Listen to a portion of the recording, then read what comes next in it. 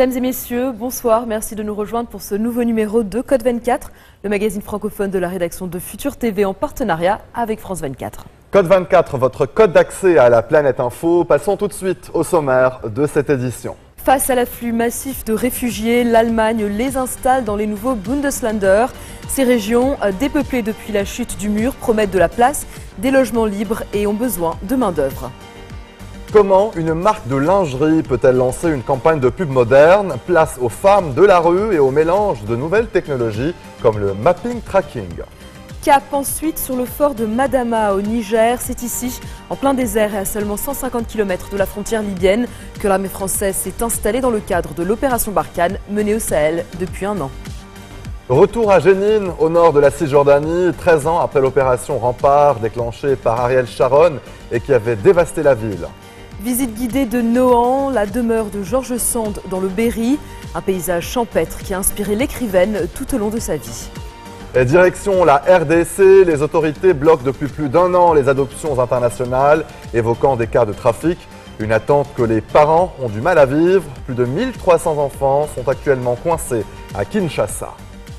Pour gérer l'afflux massif de demandeurs d'asile en Allemagne, notamment dans le sud du pays, les autorités locales ont décidé d'installer une grande partie de ces réfugiés dans les nouveaux Bundesländer. L'idée peut paraître saugrenue et pourtant de nombreux arguments parlent en sa faveur. Ces régions, dépeuplées depuis la chute du mur, promettent de la place, des logements libres et elles ont surtout besoin de main-d'œuvre.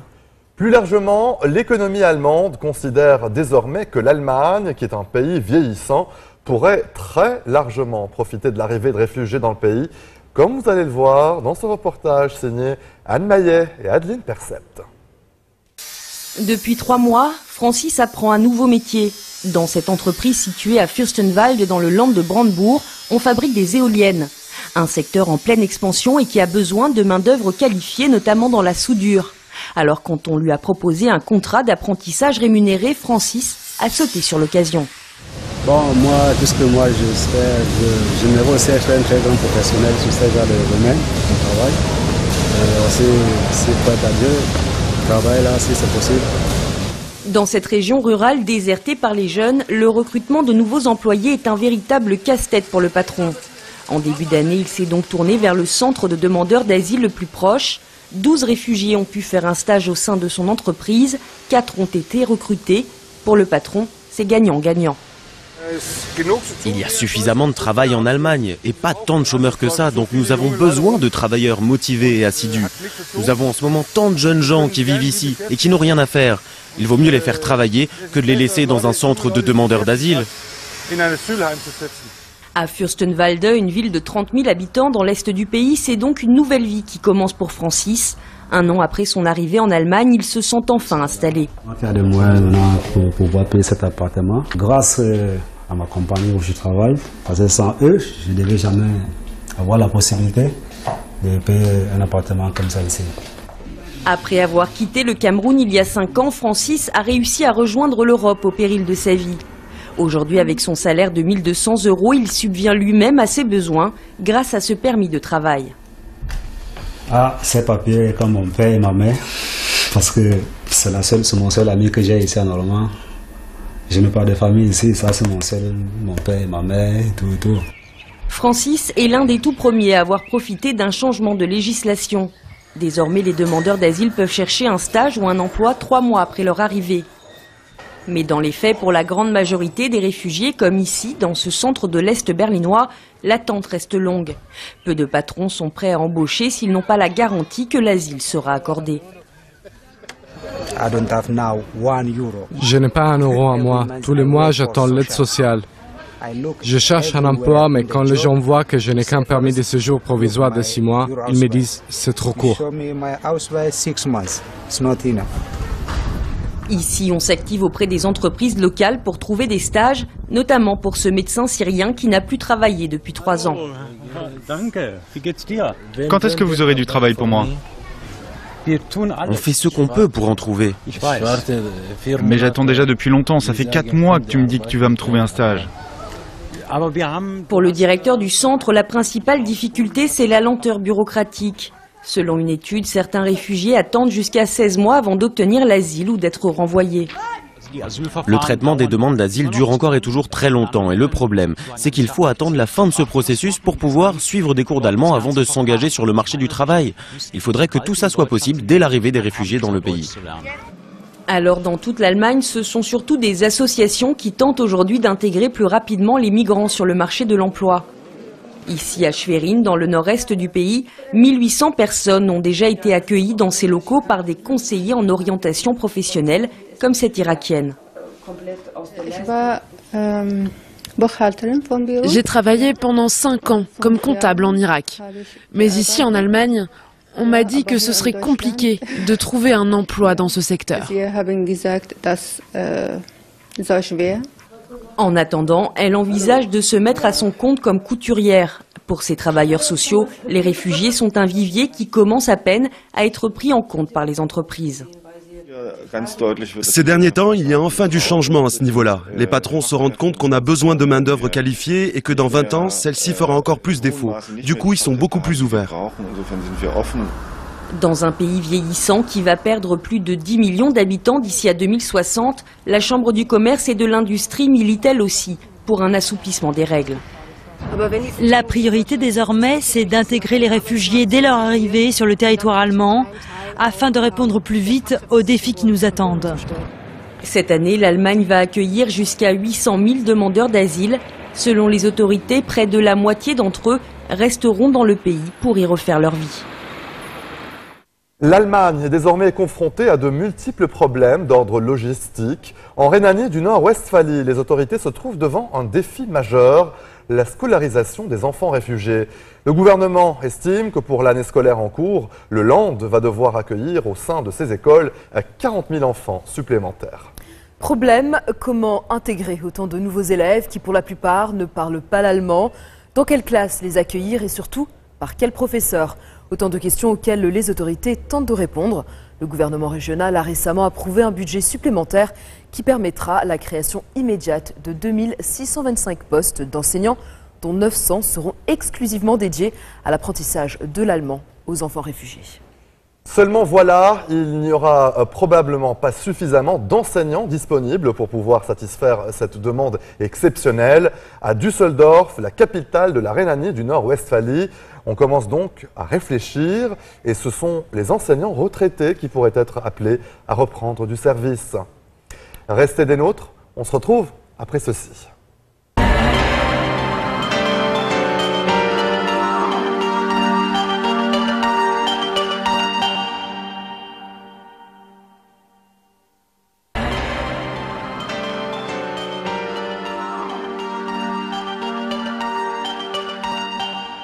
Comment une marque de lingerie peut-elle lancer une campagne de pub moderne? Exit les mannequins professionnels et les slogans douteux, place désormais aux femmes de la rue et au mélange de nouvelles technologies comme le mapping tracking.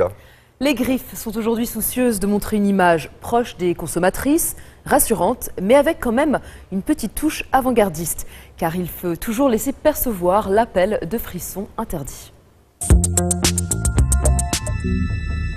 Ce visage qui se transforme.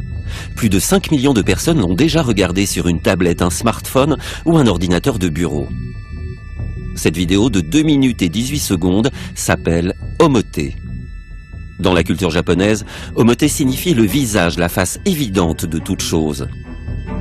Ce projet artistique est le fruit d'une collaboration entre les artistes japonais Nobumichi Asai, spécialisé dans les arts numériques, Hiroto Kuwahara, artiste maquilleur, et le français Paul Lacroix, ingénieur en création d'images digitales. Mon rôle, c'est de fabriquer des outils numériques qui permettent aux artistes de transformer l'image qu'ils ont dans leur tête en quelque chose de réel. Une explication simple pour une technique révolutionnaire et compliquée, le mapping tracking. Paul Lacroix vit au Japon. S'il retrouve aujourd'hui Paris après 10 ans d'absence, c'est pour participer à la première campagne de promotion numérique d'une marque de lingerie.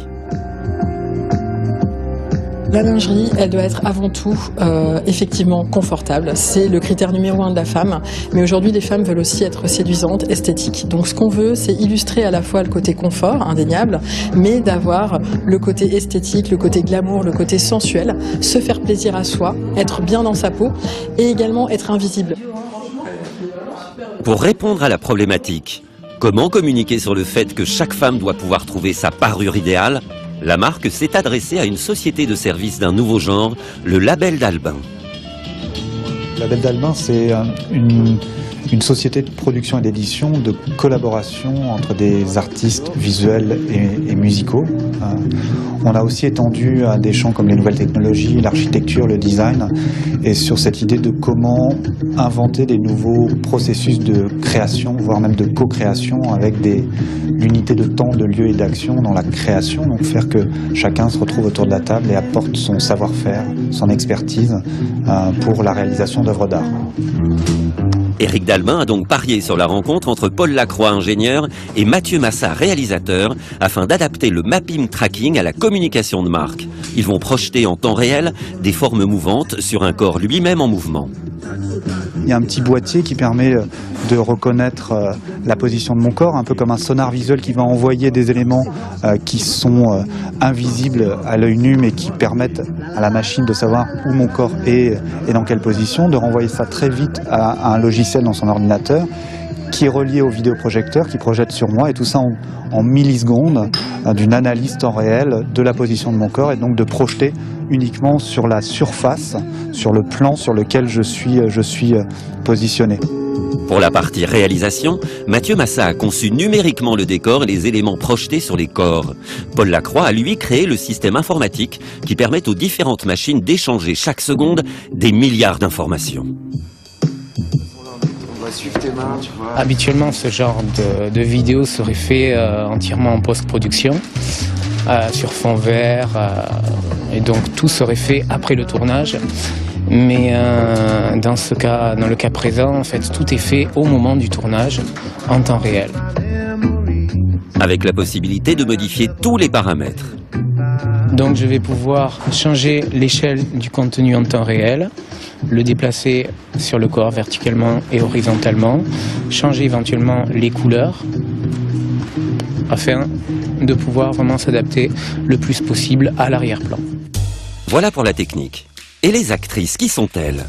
Des femmes qui ont répondu à un appel lancé sur les réseaux sociaux. 5 ont été choisies pour constituer un panel représentatif. Elles ont en commun une même vision assez pragmatique de la lingerie. J'aime pas du tout être gênée par ma lingerie, je veux pas la sentir. Mais je veux quand même qu'elle mette en valeur mes formes. Voilà, je veux pas avoir quelque chose d'imposant et qui me gêne dans mes mouvements. Liberté de se montrer en toute liberté.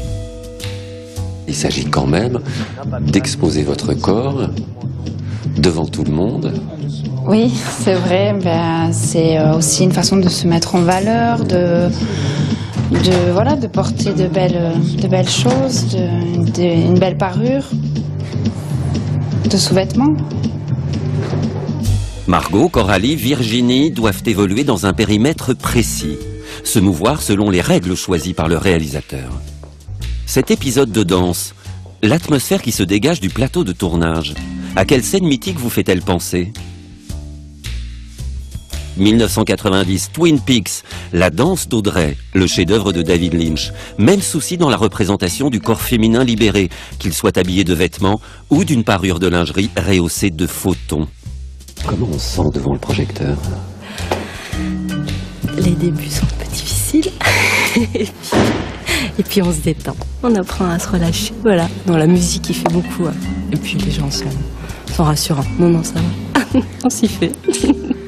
Vous n'aviez jamais fait ce type de choses? Non, jamais. Jamais. J'ai osé, je sais pas. Ainsi naissent les histoires racontées par les marques, de rencontres orchestrées. Les Griffes sont aujourd'hui soucieuses de montrer une image moderne, proche des consommatrices, rassurante, mais avec quand même une petite touche avant-gardiste. Car il faut toujours laisser percevoir l'appel de frissons interdits.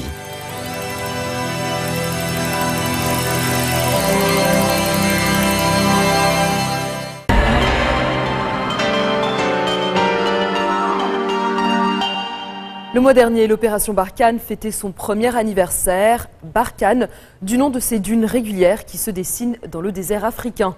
Lancée par l'armée française le 1er août 2014, elle a pris la suite des opérations Serval et Épervier. En collaboration avec 5 pays du Sahel, les 3000 soldats français mènent la lutte contre les groupes armés terroristes dans cette région qui fait 9 fois la taille de la France. Direction le fort de Madama, bastion historique de l'armée française au Niger de 1931 à 1960. Un véritable défi logistique et humain. Vent, chaleur, éloignement géographique. Les soldats français sont mis à dure épreuve. Julie Dungeloff, Luc Brown. Madama, en référence à ce sable rouge qui vole au gré des vents dans l'extrême nord du Niger. C'est aussi le nom de la base avancée temporaire de l'armée française dans sa lutte contre le terrorisme. À 80 km de la Libye, une centaine de l'Algérie et du Tchad, sur la transsaharienne, c'est la route des trafics légaux et illégaux. Les conditions sont extrêmes pour les 200 soldats qui occupent le camp. La température peut s'élever jusqu'à 50 degrés. Les tentes sont climatisées. Le premier village se trouve à plus de 300 km. La piste d'atterrissage est donc indispensable pour approvisionner la base. En quelques mois, elle est passée de 800 mètres à près de 2 km. En fait, là, je rebouche les ornières des avions quand ils atterrissent et qu'ils décollent. Mon but, c'est d'entretenir la piste à chaque posée des avions et à chaque décollage. Une vingtaine d'avions atterrissent et décollent de Madama chaque semaine. À leur bord, marchandises, ravitaillement, hommes. Pour entretenir la piste, l'armée n'a d'autre choix que de piocher dans l'environnement désertique, remplacer le sable trop mouvant par la pierre. Nous, ici, là, on récupère essentiellement, c'est ça, de la latérite. On fait des stocks qui, après, nous permettent de durer toujours pour... en but principal, c'est entretenir la piste qui est vraiment le poumon de Madama. Avec la piste, l'autre priorité est l'approvisionnement en eau potable. Madama n'a pas été choisie au hasard. Les Français connaissaient l'existence de nappes souterraines. Nous sommes à 80 km de la frontière libyenne. On est ici un petit peu quelque part au sein de la BAT, dans notre bulle. Le but du jeu, c'est d'avoir une autonomie totale sans avoir à sortir de l'extérieur pour amener de l'eau sur le site. Et pour être autonome, ils creusent jour et nuit. L'objectif, avoir un puits à 650 mètres de profondeur pour alimenter les sanitaires et fournir de l'eau potable d'ici la fin de l'été. Avec plus de 200 hommes sur des terrains hostiles, Madama s'est équipée d'un hôpital de campagne. Donc une fois le patient trié, donc on passe dans la zone de déchocage. Donc une zone de déchocage permettant donc la prise en charge, le conditionnement du patient et la stabilisation du patient avant l'entrée donc au bloc opératoire. Matériel de stérilisation, de radiographie, laboratoire d'analyse sanguine, un hôpital aux normes françaises, malgré la chaleur et la poussière. On est en plein milieu du désert, avec des conditions climatiques très difficiles. Et nous, notre souci premier, c'est vraiment de pouvoir apporter un soutien aux militaires français le meilleur possible et au plus proche des standards que l'on a en France. En 12 heures, le patient doit passer de la zone de combat à un hôpital en France en étant stabilisé et hors de danger. Lorsque le jour se lève ou que la nuit tombe sur Madama, la température réduit de moitié. C'est le seul moment pendant lequel les soldats peuvent s'entraîner. Pendant les opérations, on a énormément de matériel sur le dos. C'est très lourd et plus ça va, plus l'équipement devient lourd. Si vous commencez à physiquement subir, vous ne pouvez plus vous concentrer sur votre mission. Et forcément, vous perdez sur le plan opérationnel. Les travaux continuent jour et nuit sur la base de Madama. Bâches pour protéger les véhicules du sable, habitats en dur, cuisine pour les soldats. Officiellement, base avancée temporaire, l'infrastructure est de plus en plus perfectionnée et laisse à penser que les soldats français sont partis pour rester. Après une année d'opération, l'armée française affirme que 125 terroristes ont été mis hors de combat. Parmi eux, 65 ont été faits prisonniers. L'opération Barkhane, c'est aussi 150 caches fouillées en plein désert, 20 tonnes de munitions détruites et 3500 kilos de drogue saisis. Un bilan encourageant pour une mission qui risque de s'inscrire dans la durée. Restez sur Futur TV, on se retrouve juste après la pause. À tout de suite.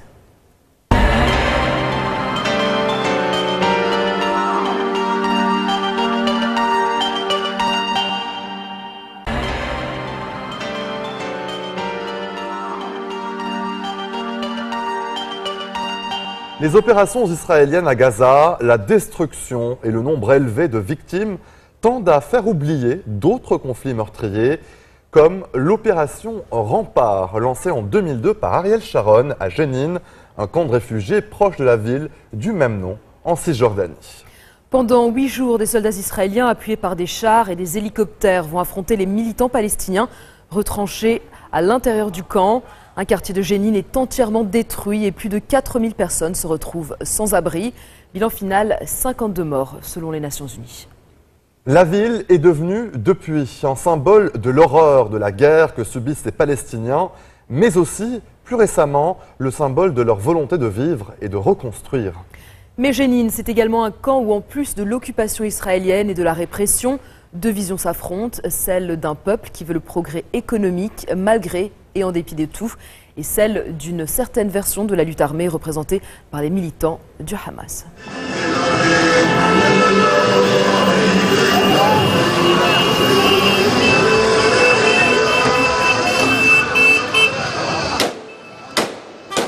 Cette arme qui change discrètement de main, c'est la seule que nous pourrons filmer dans le camp de réfugiés de Jenin. Les autres sont légion, mais elles sont cachées, selon certains des locaux qui accueillent leur ami. Après 1 an et demi derrière les barreaux d'une prison israélienne, il est de retour. Ceux qui continuent de tirer en l'air ne veulent pas être filmés. L'ancien prisonnier est heureux d'être libre, mais pas très optimiste sur son avenir.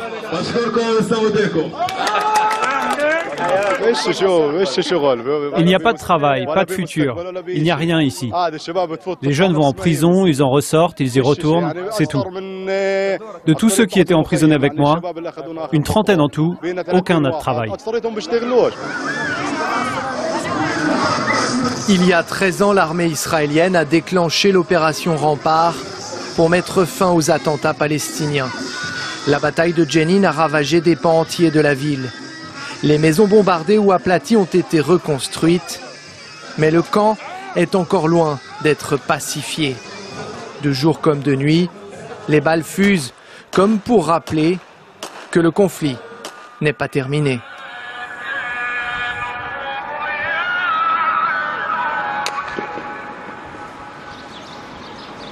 Nidal al-Shalabi a 21 ans. Jenin, il y a passé toute sa vie. Il vient d'avoir un fils qu'il a appelé Souhaib. Souhaib, si Dieu le veut, il étudiera, il grandira et il décidera de son futur. Le jeune père de famille n'a qu'une seule photo dans le salon, un cliché de lui avec son meilleur ami, le fils d'un cadre du Hamas. C'est Hamza Abu el-Hijja. Il est tombé en martyr dans le camp. Qu'est-ce qu'il s'est passé? Il était recherché par les Israéliens. La première fois qu'ils sont venus pour lui, ils ont tué son ami de la famille Al-Saadi. Ils sont revenus, et là ils l'ont eu. Nidal nous décrit le camp de réfugiés comme étant une grande famille. Il dit que tout le monde se connaît ici, mais que c'est aussi un endroit dangereux et dénué d'opportunités. Les gens n'ont rien ici. Ils traînent, ils n'ont rien à faire, ils tournent en rond. Il n'y a pas de travail. On étouffe dans le camp. Dans chaque maison, il y a soit un martyr, soit un prisonnier, ou alors un blessé. Il n'y a pas une seule maison sans un de ces trois cas. Pendant la seconde intifada, les Israéliens surnomment Jenin la capitale des kamikazes. Elle produit plus de bombes humaines que n'importe quelle autre ville de Cisjordanie. Tsahal déploie des hommes, des chars et même des avions de chasse pour la mater. Les combats ont laissé des traces sur les murs et dans les mémoires. Les amis de Nidal entretiennent la légende de cette époque grâce à des reliques, comme une voiture criblée d'impacts. Une balle ici, une autre là, une autre ici, tout ça dans la tête. Le véhicule est garé devant la maison de cet homme qui nous explique que ses deux frères sont morts dedans. Des membres des brigades des martyrs d'Al-Aqsa. Ils ont vécu leurs derniers instants lorsqu'ils sont tombés sur une patrouille ennemie.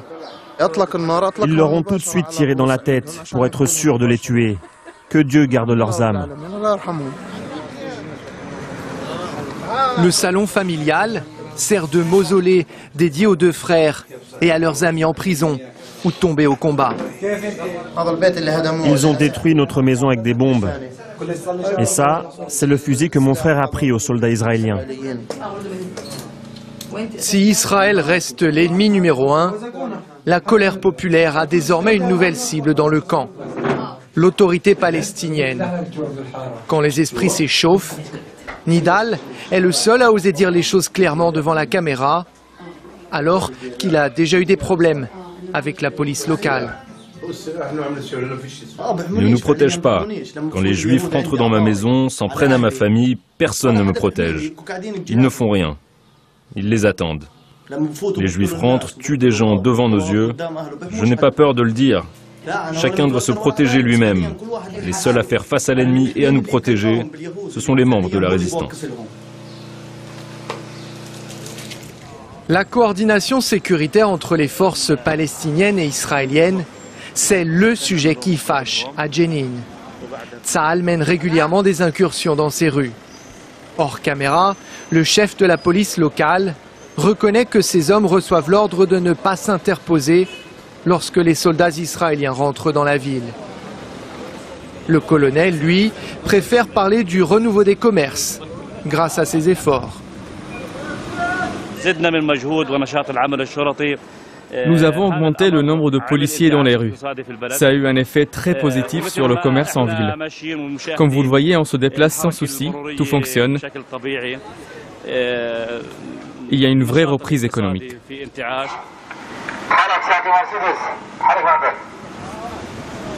Le colonel veut également nous montrer que lui et ses hommes sont les bienvenus dans les allées du camp. Il a tout de même pris le soin de se déplacer sous bonne escorte. Les éléments turbulents sont poliment écartés par les collègues en armes. Le message à faire passer est clair, tout est stable et le patron ici, c'est lui.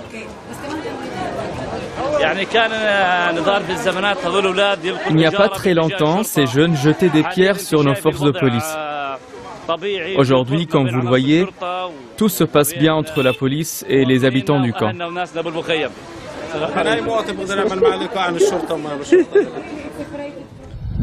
Un discours qui ne convainc pas les familles qui ont reçu la visite des Israéliens. Certains n'hésitent pas à accuser le président palestinien d'utiliser ces opérations pour se débarrasser de ses opposants islamistes. Des soldats sont venus arrêter le frère et le père de ce jeune homme il y a quelques jours, dans la nuit. Ils sont entrés, ils ont fouillé la maison jusqu'à ce que leur chef arrive. Il a dit « Je veux Saleh Abouzeïn et son fils Riyad. Habillez-vous et venez avec nous. » Ils les ont pris tous les deux. Avec la coordination sécuritaire, quand les Israéliens arrivent, les Palestiniens se retirent. Les Israéliens ne rentrent qu'une fois que les Palestiniens sont partis. Quand les Juifs ont fini, le lendemain matin, les Palestiniens viennent et ils arrêtent des gens à leur tour.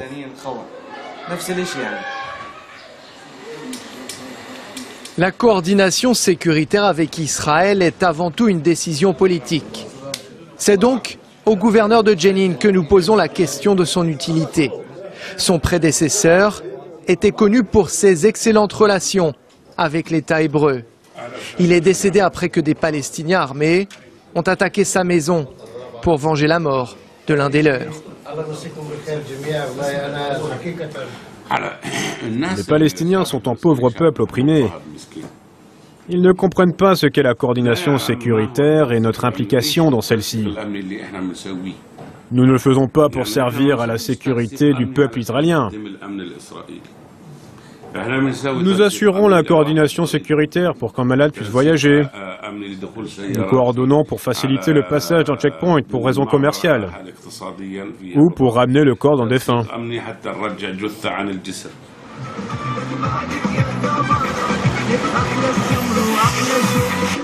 Coopérer donc en échange d'une certaine stabilité qui permet au commerce local de se développer.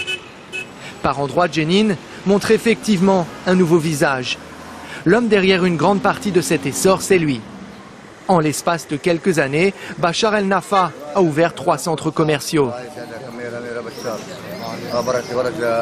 Il mise des millions d'euros sur sa ville natale, dont il dit qu'elle est idéalement positionnée.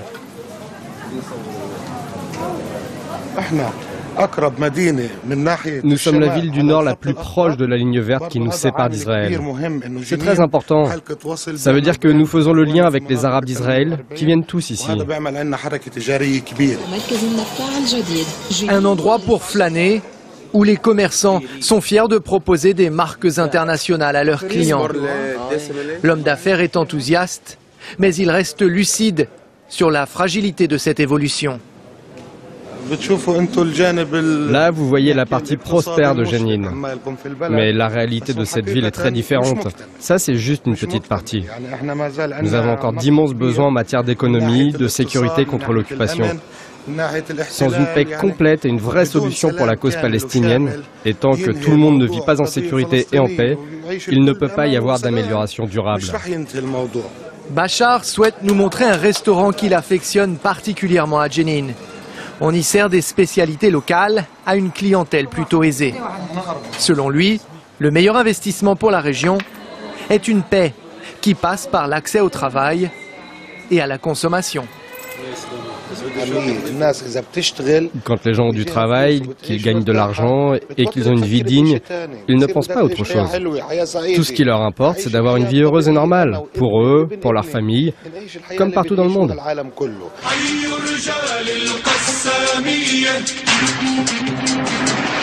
Look branché et musique du Hamas en boucle, c'est cela aussi le visage du Jenin d'aujourd'hui.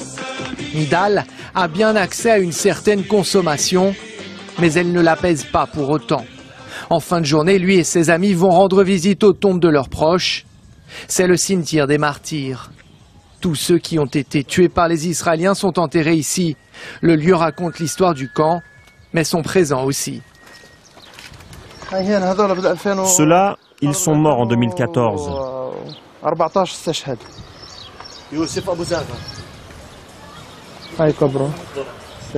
Là, c'est la tombe de mon frère, Taher Abou Al-Kamel. Mon autre frère est juste à côté de lui. Ici, je pense au fait qu'ils ont été tués par les forces de l'occupation. Elles doivent être chassées de notre terre.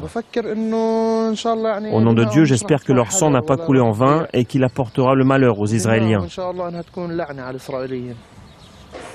Jusqu'à ce jour, les corps des jeunes du camp continuent de venir peupler ce carré. Ce père vient de perdre son unique fils.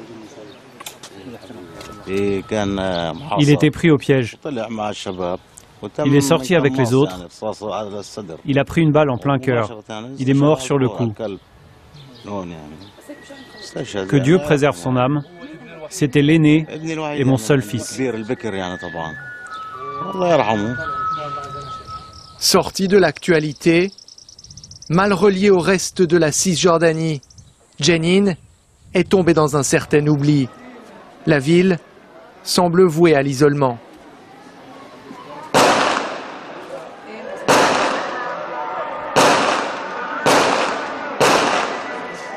Que tu aies des rêves ou non, ça ne change rien. Celui qui naît à Jenin y restera toute sa vie. Il n'y a aucun moyen d'en sortir. Partout où tu vas, tu trouves les soldats, les checkpoints, c'est interdit de passer. La vie est dure ici. Le lendemain matin, aux abords du camp, nous tombons sur ce groupe de locaux. L'information s'est vite répandue. Une unité de Tsahal mène une incursion tout près d'ici. Au détour d'un bâtiment, les soldats de l'État hébreu finissent par apparaître. Ces confrontations parfois fatales, ces jeunes affirment en riant qu'elles sont la seule source de distraction à Jenin.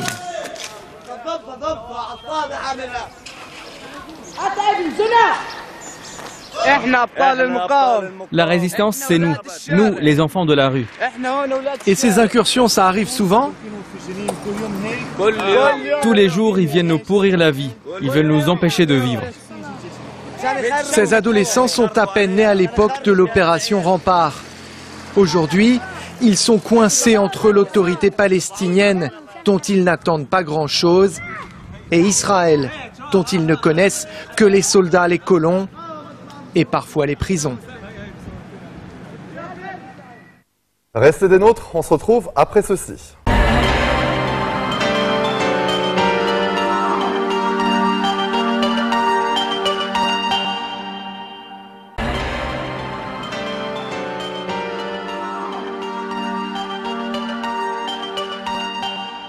Le Berry, pays de légendes et de contes populaires, avec ses champs à perte de vue et ses forêts. Un paysage qui a inspiré l'écrivaine George Sand, qui grandit à Nohant, dans le centre de la France, où elle peut s'échapper dans la nature pour laisser s'épanouir son imagination. Elle reprendra d'ailleurs le thème de la vie pastorale dans plusieurs de ses romans. Née Aurore Dupin, celle qui fut la compagne de l'écrivain Alfred de Musset, restera attachée toute sa vie à la campagne et à Nohant, sa demeure provinciale qui deviendra un oasis romantique pour les plus grands artistes de l'époque. Reportage.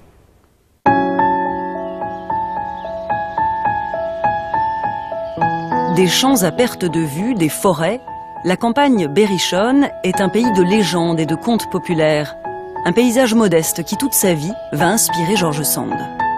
George Sand, elle aime cette campagne, cette nature-là, elle s'y ressource aussi, hein, ça lui fait du bien, ça la repose, elle y trouve un équilibre.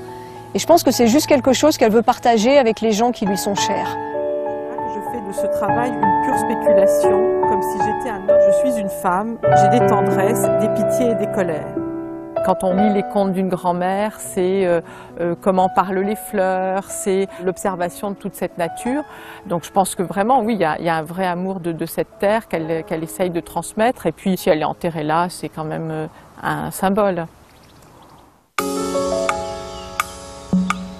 Avant de devenir l'écrivaine au pseudonyme masculin, George Sand est d'abord une petite fille qui découvre un cadre, un pays. Ils ne la quitteront plus.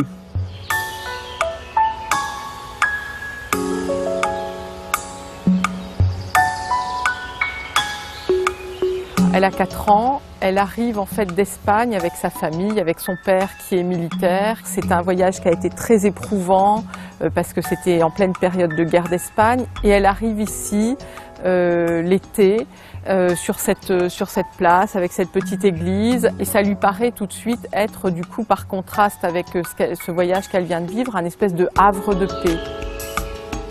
Élevée par sa grand-mère, la petite Aurore Dupin grandira à Nohant-Vic, dans la maison familiale, son premier refuge.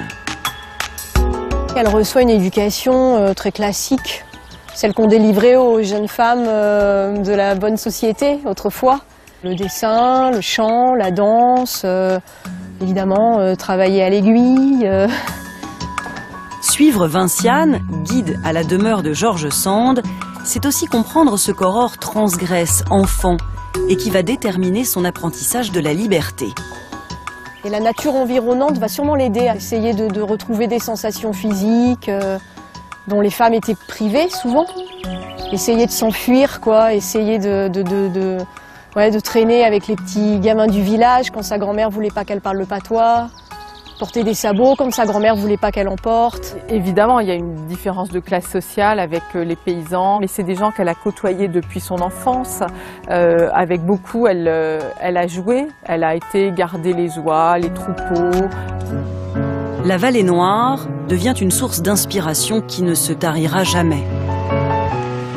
La plupart de ses romans prennent leur ancrage sur des lieux qu'elle connaît bien, donc le Moulin d'Angibault, la Mare au Diable évidemment, qui est certainement un des plus connus. Et elle part toujours de cette base qu'elle connaît, qui l'ancre dans cette terre du Berry et de la Vallée Noire.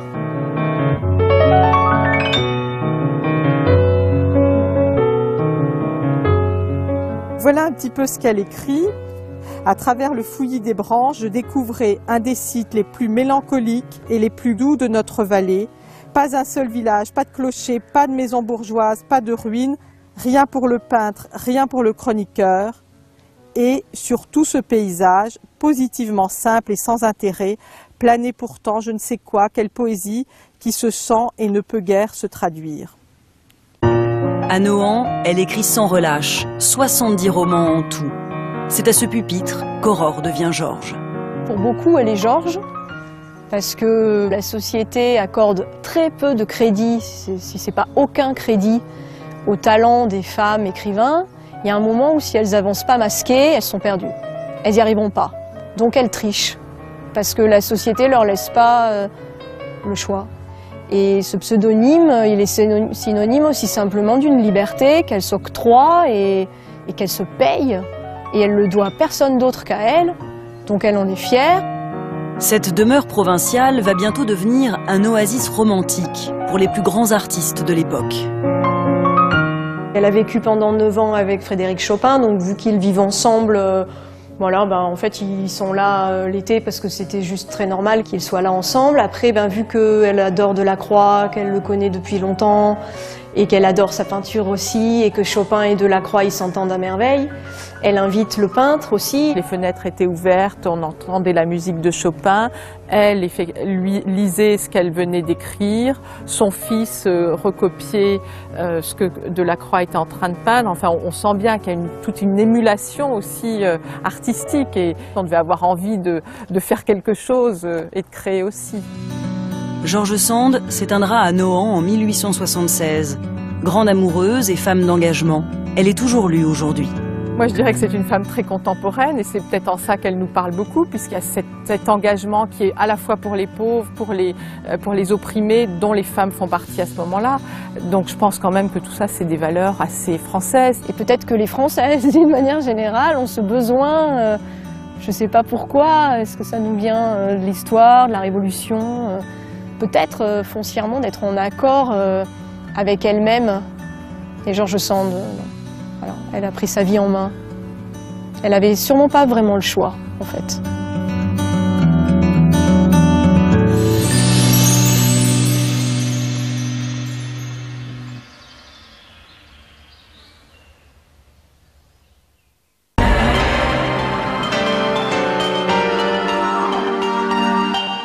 En République démocratique du Congo, ça fait près de 2 ans que les adoptions internationales sont bloquées.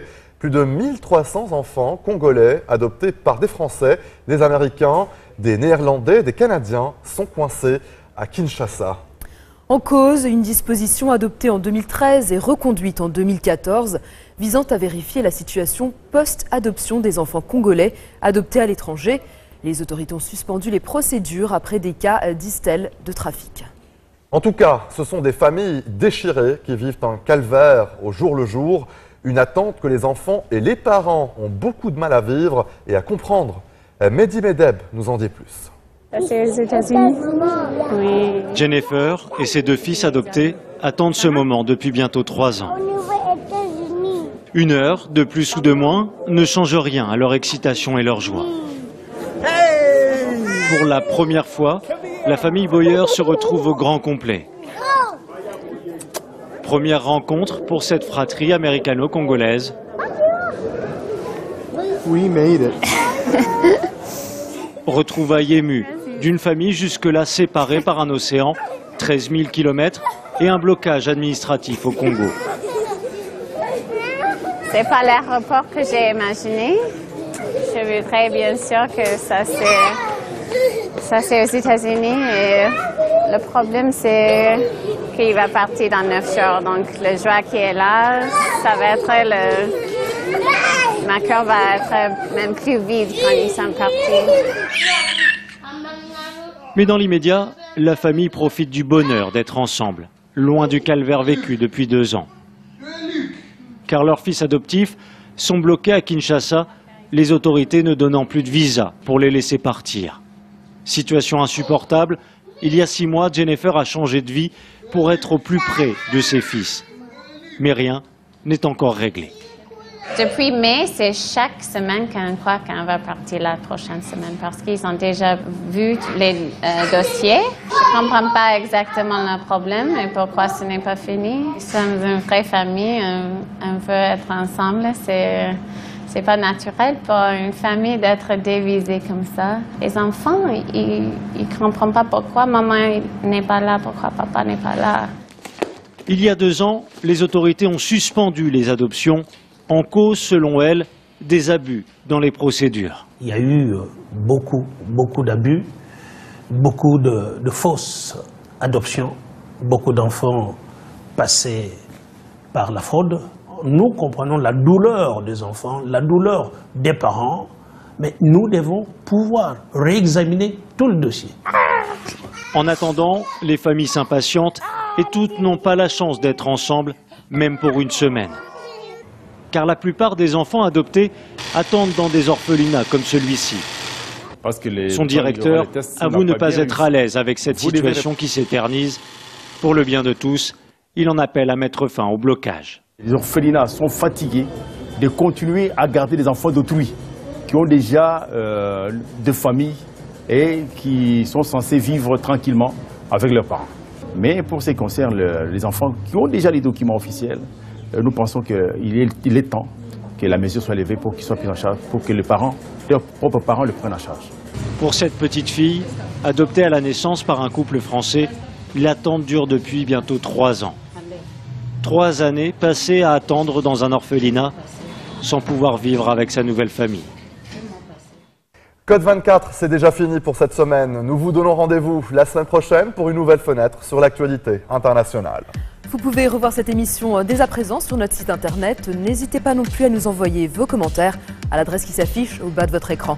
Très bonne suite de programmes sur notre antenne et bonne soirée. Très bonne soirée.